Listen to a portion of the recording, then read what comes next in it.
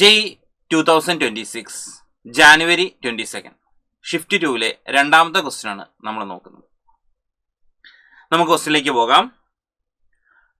ഇവിടെ ഒരു റിയാക്ഷൻ ആണ് തന്നിരിക്കുന്നത്. ഈ ഒരു ക്വസ്റ്റ്യൻ നമ്മുടെ ചാപ്റ്റർ ഹൈഡ്രോ കാർബണിൽ നിന്നുള്ള റിയാക്ഷൻസ് ഇൻവോൾവിംഗ് ആൽക്കൈൻ്റെ ഫോർമേഷൻസും അതിന്റെ റിയാക്ഷൻസുമായിട്ടുള്ള ടോപ്പിക് എന്നൊരു ക്വസ്റ്റ്യൻ ആയിരുന്നു. അപ്പോൾ കൺസിഡർ ദ ഫോളോയിങ് റിയാക്ഷൻ. ഒരു റിയാക്ഷൻ നമുക്ക് അവിടെ തന്നിട്ടുണ്ട്.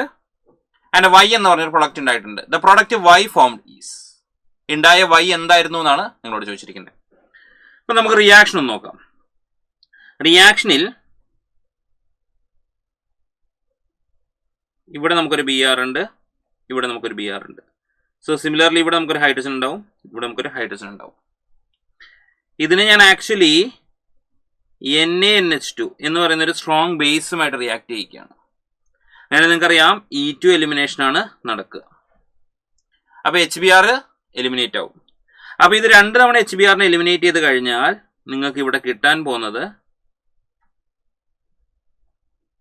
ഈ പറഞ്ഞൊരു ടെർമിനൽ ആൽക്കൈനെ കിട്ടും, YNE കിട്ടും.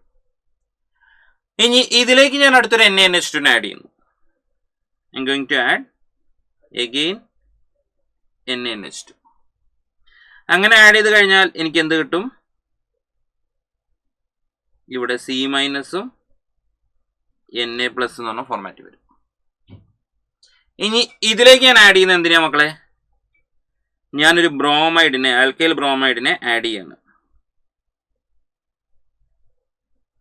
അപ്പൊ NaBr പോയിട്ട് ആൽക്കൈൽ ബ്രോമൈഡ് ആ പൊസിഷനിൽ അറ്റാക്ക് ആവും. സോ യു ക്യാൻ ഗെറ്റ്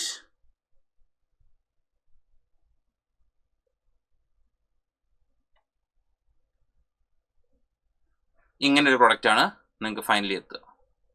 അപ്പൊ ഇതിന്റെ പേര് എന്താണെന്നാണ് നമ്മളോടുള്ള ചോദ്യം. ഈ ബാക്കി വന്നിരിക്കുന്ന ഫൈനലി എത്തിയിരിക്കുന്ന പ്രൊഡക്റ്റിന്റെ പേര് എന്താണെന്നാണ് നിങ്ങൾക്കുള്ള ചോദ്യം.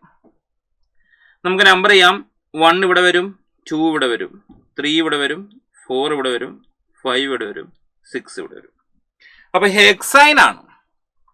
ഓക്കെ, ഹെക്സൈൻ ആണ്. ആൻഡ് 3 ആയിരിക്കും. അപ്പൊ 2-മീഥൈൽ, ഇതിന്റെ പേര് വരിക 2-മീഥൈൽ ഹെക്സ് 3 എന്നായിരിക്കും. 2-മീഥൈൽ ഹെക്സ് 3 എന്നായിരിക്കും നമ്മുടെ ആൻസർ വരിക. നമുക്ക് ഓപ്ഷൻസിലേക്ക് നോക്കാം. ഓപ്ഷൻസിൽ ആക്ച്വലി ഓപ്ഷൻ 3 ആണ് നമ്മുടെ ആൻസർ വരിക.